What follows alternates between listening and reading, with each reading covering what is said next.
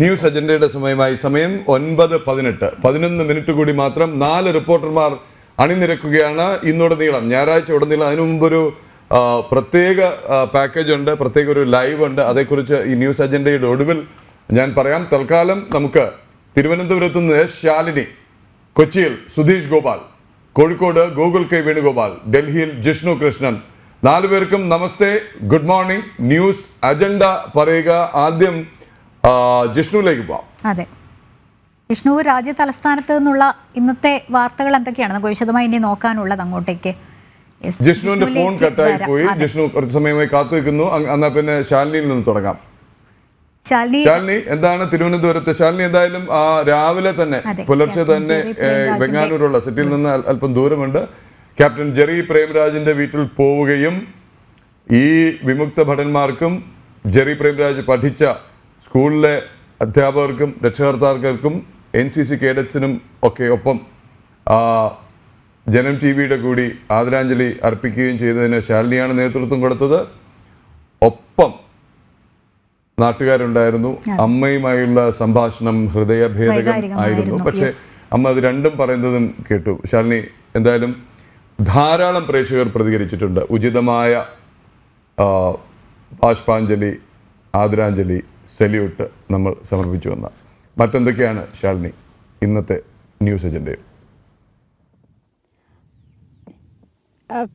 പ്രദീപ്, ലക്ഷ്മി സൂചിപ്പിച്ചതുപോലെ തന്നെ നമ്മളൊക്കെ ഇന്ന് സമാധാനമായി ഉറങ്ങുന്നതിന് കാരണക്കാരായവരാണ്. അവർക്ക് വേണ്ടി ഒരു കുറച്ച് സമയം ജനം TV മാറ്റിവെച്ചു എന്ന് മാത്രമേ ഉള്ളൂ. എന്തായാലും ആ ഒരു വെങ്ങാനൂർ തന്നെയാണ്, സമീപത്ത് തന്നെയാണ് നമ്മളിപ്പോൾ ഉള്ളത്. ഈ മണിക്കൂറിലെ പ്രധാനപ്പെട്ട വാർത്തകളും ഒപ്പം തന്നെ തിരുവനന്തപുരം ജില്ലയെ സംബന്ധിച്ച് നോക്കുകയാണെങ്കിൽ പ്രധാനപ്പെട്ട വാർത്തകൾ സംഭവിക്കാൻ പോകുന്ന മണിക്കൂറുകൾ തന്നെയാണ് ഇനിയുള്ളത്. 9:20 അല്പസമയത്തിനകം തന്നെ കൊല്ലത്ത് നിന്നും ഉപരാഷ്ട്രപതി തിരുവനന്തപുരത്തേക്ക് എത്തുമെന്നുള്ളതാണ് നമ്മൾ പ്രതീക്ഷിക്കുന്നത്. 9:45 തിരുവനന്തപുരത്ത് 2 ദിവസത്തെ സന്ദർശനത്തിനായി കേരളത്തിലെത്തിയ ഉപരാഷ്ട്രപതി ഡോക്ടർ ജഗ്ദീപ് ധൻഖർ കൊല്ലത്ത് നിന്ന് അല്പസമയത്തിനകം തിരുവനന്തപുരത്ത് ഹെലികോപ്റ്റർ മാർഗം എത്തും. 9:45 തിരുവനന്തപുരം അന്താരാഷ്ട്ര വിമാനത്താവളത്തിൽ നിന്നും വിമാനമാർഗം അദ്ദേഹം തിരികെ ഡൽഹിയിലേക്ക് പോകുമെന്നുള്ളതാണ് നമ്മൾ മനസ്സിലാക്കുന്നത്.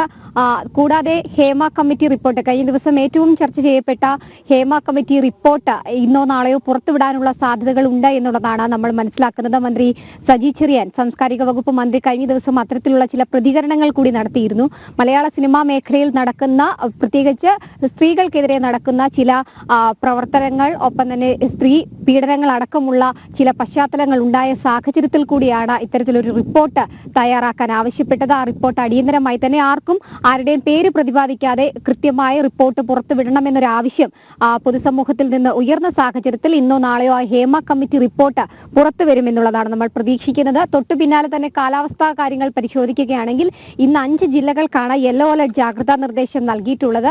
ഈ 5 ജില്ലകൾക്ക് പുറമെ സംസ്ഥാനത്ത് കാലവർഷം കാറ്റ് ശക്തമാകുന്ന ഒരു സാഹചര്യം, 10 മണിയോടുകൂടി അലർട്ടുകളിൽ മാറ്റം വരാനുള്ള സാഹചര്യങ്ങളുണ്ട്. പ്രത്യേകിച്ച് നമ്മുടെ പ്രേക്ഷകർ ചോദിച്ചതുപോലെ തന്നെ ചില അണക്കെട്ടുകളിലൊക്കെ തന്നെ ജലനിരപ്പ് ഉയരുന്നൊരു സാഹചര്യമുണ്ട്. ഇതിന്റെയൊക്കെ അപ്ഡേഷൻസുകൾ വരുന്ന 10 മണിയോടുകൂടി പുറത്തു വരാനുള്ള സാഹചര്യങ്ങളും സാധ്യതകളുമുണ്ട്. അതിൽ ഏറ്റവും പ്രധാനപ്പെട്ട മറ്റൊരു വാർത്ത തലസ്ഥാനത്ത് സംഭവിക്കാൻ പോകുന്ന അല്പസമയത്തിനകം തിരുവനന്തപുരത്തേക്ക് ഒരു അതിഥി എത്തുകയാണ്. കഴിഞ്ഞ ദിവസം വയനാട്ടിൽ പിടികൂടിയ കോടിച്ചിറ എടക്കാട് കൂട്ടിലകപ്പെട്ട തോൽപ്പെട്ടി 17 എന്ന കടുവയെ തിരുവനന്തപുരത്തേക്ക് എത്തുകയാണ്. തിരുവനന്തപുരം സുവോളജിക്കൽ പാർക്കിലേക്ക് ഈ കടുവയെ മാറ്റാനുള്ള തീരുമാനത്തിലേക്ക് മൃഗസംരക്ഷണ വകുപ്പ് എത്തുകയും ചെയ്തിരുന്നു. ഇതിന്റെ അടിസ്ഥാനത്തിൽ ഇന്നലെ രാത്രിയോടുകൂടി വയനാട്ടിൽ നിന്നും പുറപ്പെട്ട കടുവ അല്പസമയത്തിനകം തിരുവനന്തപുരത്തേക്ക് എത്തും. കൊല്ലം പിന്നിട്ടിട്ടുണ്ട് എന്നുള്ളതാണ് നമ്മൾ മനസ്സിലാക്കുന്നത്. എന്തായാലും ആ അതിഥിയെ വരവേൽക്കാനുള്ള തയ്യാറെടുപ്പിലാണ് തിരുവനന്തപുരം സൂ എന്നുള്ളതാണ് നമുക്ക് അവിടെ നിന്ന് അറിയാൻ സാധിക്കുന്ന വിവരം. എന്തായാലും അതിന്റെ അപ്ഡേഷൻസുകളും വരും മണിക്കൂറുകളിൽ എത്തിക്കും. ആരോഗ്യവാനായി കടുവയെ തന്നെയാണ് തിരുവനന്തപുരത്തേക്ക് എത്തിക്കുന്നത് എന്നുള്ളതാണ് ഈ മണിക്കൂറിൽ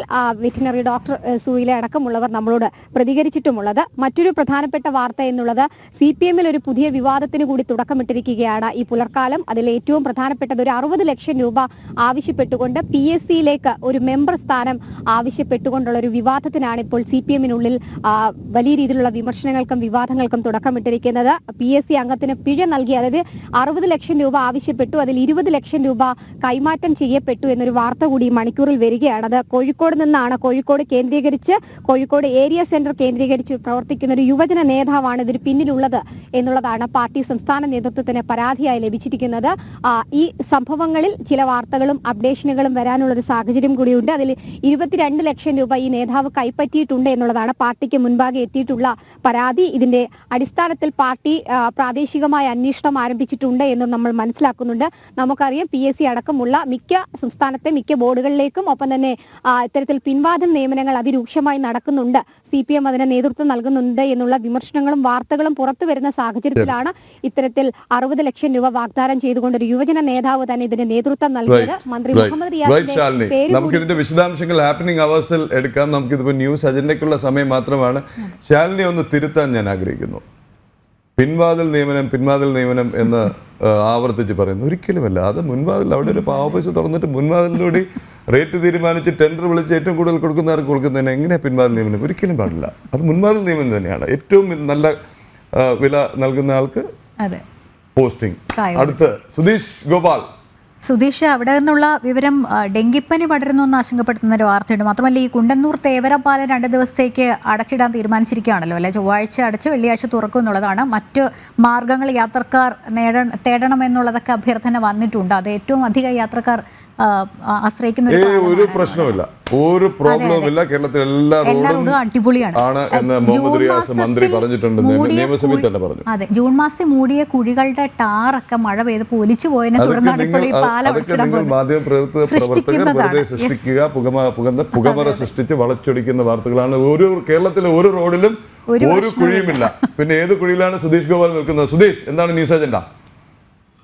പ്രദീപുള്ള ഏറ്റവും പ്രധാനമായും നമുക്ക് പറയാവുന്ന ഒരു കാര്യം, പ്രധാനമായും ഈ യാത്രക്കാരെയും ബാധിക്കുന്ന ഒരു വിഷയം കൂടിയാണ്. കുണ്ടന്നൂർ തേവര പാലവുമായി ബന്ധപ്പെട്ട് കുഴികൾ നിറഞ്ഞ് ഒരു തരത്തിലും യാത്ര നടന്നു പോകാൻ പോലും പ്രയാസമാവുന്ന ഒരു സാഹചര്യമുള്ള അവസ്ഥയിലായിരുന്നു. അതിൻ്റെ നിർമ്മാണവുമായി ബന്ധപ്പെട്ട അറ്റകുറ്റപ്പണികൾക്കായാണ് ഇപ്പോൾ 48 മണിക്കൂറേക്ക് ഈ പാലത്തിലെ ഗതാഗതം നിരോധിച്ചുകൊണ്ട് നിർമ്മാണം നടത്തുമെന്ന് പറഞ്ഞിരിക്കുന്നത്. അത് ചൊവ്വാഴ്ച രാത്രിയോടെ അടച്ച് വെള്ളിയാഴ്ചയ്ക്ക് ഉള്ളിൽ നിർമ്മാണം പൂർത്തിയാക്കി പാലം തുറന്നു കൊടുക്കുമെന്നാണ് അറിയിച്ചിട്ടുള്ളത്. ഇത് പ്രധാനമായും ഈ പ്രേക്ഷകരിലെല്ലാം തന്നെ എത്തേണ്ട ഒരു വാർത്ത തന്നെയാണ്. അതോടൊപ്പം തന്നെ ശക്തമായ മഴയാണ് ഇന്ന് പുലർച്ചെ മുതൽ മധ്യ കേരളത്തിലൊട്ടാകെ തന്നെയും അതോടൊപ്പം തന്നെ എറണാകുളം ജില്ലയിലും. അതുകൊണ്ട് തന്നെ കടൽക്ഷോഭ സാധ്യതയും എല്ലാം നിലനിൽക്കുന്നു. എറണാകുളം ജില്ലയിലും ചെല്ലാനമായാലും നിരവധി സ്ഥലങ്ങളാണ് ഇത്തരം കടൽക്ഷോഭ ഭീഷണി നേരിടുന്നത്. നിരവധി കുടുംബങ്ങൾ ആ രീതിയിലുണ്ട്. ആ ഭാഗത്തു നിന്നൊക്കെയുള്ള പ്രതിഷേധത്തിന് വീണ്ടും സാധ്യത ഉയരുന്നു. അത്തരം വാർത്തകൾ ഇന്ന് നമുക്ക് പ്രതീക്ഷിക്കാവുന്നതാണ്. അതോടൊപ്പം തന്നെയാണ് ഇപ്പോഴത്തെ ഈ രോഗബാധിതർ, പനിയുടെ എണ്ണം വളരെ അധികം വർദ്ധിക്കുന്നു. അതിൽ ഡെങ്കിപ്പനി കഴിഞ്ഞ ദിവസം സംസ്ഥാനത്ത് റിപ്പോർട്ട് ചെയ്തതിൽ ഏതാണ്ട് പകുതിയിലധികം പേരും എറണാകുളം ജില്ലയിൽ നിന്നുള്ളവരാണ് എന്നതാണ് ആശങ്കപ്പെടുത്തുന്ന ഒരു വാർത്ത. അതോടൊപ്പം തന്നെ പറയേണ്ടത് 151 പേര് നിരീക്ഷണത്തിലുണ്ട്. ഇവരുടെ എല്ലാം പരിശോധനാ ഫലം ഇന്നും നാളെയുമായി എത്തും. അപ്പോൾ കൂടുതൽ രോഗികളുടെ എണ്ണം വർദ്ധിക്കാനുള്ള ഒരു സാഹചര്യം നിലനിൽക്കുന്നു. ഇതുമായി ബന്ധപ്പെട്ടും നമുക്ക് ആശങ്കപ്പെടുന്ന വാർത്തകൾ പ്രേക്ഷകരിലേക്ക് എത്തിക്കേണ്ടി വന്നേക്കാം. അതോടൊപ്പം തന്നെ പറയേണ്ടത് CPMന്റെ വലിയ ഒരു തോൽവി, ലോക്സഭാ തെരഞ്ഞെടുപ്പിലെ തോൽവിക്ക് ശേഷമുള്ള കേന്ദ്ര കമ്മിറ്റിയുടെ റിപ്പോർട്ടിംഗ് ഇന്ന് എറണാകുളം ജില്ലയിലേത് നടക്കുകയാണ്. കടവന്ത്രയിലാണ് വിജയരാഘവനാണ് റിപ്പോർട്ടിങ്ങിന് എത്തുന്നത്. ഇത് ബ്രാഞ്ച് സെക്രട്ടറി മുതൽ ലോക്കൽ കമ്മിറ്റി അംഗങ്ങൾ ഇത്തരത്തിലുള്ളവരെ ഉൾപ്പെടുത്തിയാണ് നേരത്തെ മധ്യമേഖലാ റിപ്പോർട്ടിംഗ് പൂർത്തിയാക്കിയിരുന്നു. ഇതും എറണാകുളം ജില്ലയിലും വലിയ തോൽവിയാണ് CPMനുണ്ടായത്. ഇതുമായി ബന്ധപ്പെട്ട പാർട്ടിയുടെ വിലയിരുത്തലുകളുമെല്ലാം പാർട്ടി താഴെ ഘടകങ്ങളിലുള്ളവരിലേക്ക് എത്തിക്കാൻ വേണ്ടിയുള്ള റിപ്പോർട്ടിംഗ് ഇന്ന് നടക്കും. അതോടൊപ്പം തന്നെ കടമ്പ്ര ആറ്റിൽ ഇന്നലെ കുളിക്കാനിറങ്ങിയ ഒരു യുവാവിനെ കാണാതായിരുന്നു. ഇദ്ദേഹം ഇൻഫോ പാർക്കിലെ ജീവനക്കാരനായിരുന്നു, തൃശ്ശൂർ സ്വദേശിയായ മിഥിൻ. ഇദ്ദേഹത്തിനൊപ്പം ഉണ്ടായിരുന്ന 2 പേരെ രക്ഷിക്കാൻ സാധിച്ചെങ്കിലും മിഥിനെ കണ്ടെത്താനായിട്ടില്ല. ഇതിന്റെ തിരച്ചിൽ തുടരുകയാണ്. ഇതുമായി ബന്ധപ്പെട്ട വാർത്തകളും ഇന്ന് ഉണ്ടാവാം. ഇതൊക്കെയാണ് പ്രധാനമായും എറണാകുളം ജില്ലയിൽ നിന്നും മധ്യ കേരളത്തിൽ നിന്നും പറയാവുന്നത്. ഇതോടൊപ്പം തന്നെ ഇടുക്കി ജില്ലയിലും മഴയുള്ളതിനാൽ തന്നെ അവിടെയും ഏത് രീതിയിലാണ് ഇത് അണക്കെട്ടുകളിലെ ജലനിരപ്പ് ഉയരാനുള്ള സാധ്യത അടക്കമുള്ള കാര്യങ്ങളും വരും മണിക്കൂറുകളിൽ നമുക്ക് വാർത്തയായി. ജൂലൈയിൽ തീവ്രമഴ എന്നുള്ള മുന്നറിയിപ്പ് ഉണ്ടായിരുന്നു. Thank you Sudheesh. ഈ തീവ്രമഴ ഏതറ്റം വരെ പോകും എന്നുള്ളൊരു ആശങ്കയാണ് ഇനി നിൽക്കുന്ന. മഴ പെയ്തോട്ടെ, വെള്ളപ്പൊക്കം ഉണ്ടാകാതിരുന്നാൽ മതി എന്നാണ് എൻ്റെ ഒരു വ്യക്തിപരമായ ഒരു ഇത്.